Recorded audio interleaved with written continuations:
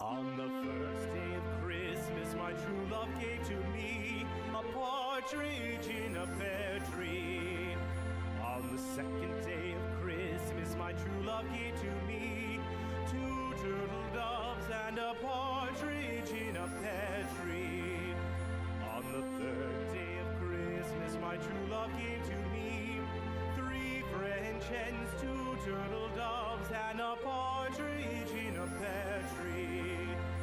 On the fourth day of Christmas, my true love gave to me four calling birds, three French hens, two turtle doves, and a partridge in a pear tree.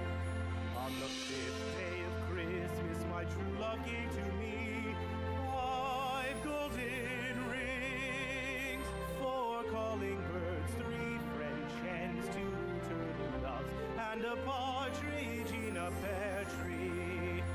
On the sixth day of Christmas, my true love gave to me six geese a-laying, five golden rings, four calling birds, three French hens, two turtle doves, and a partridge in a pear tree.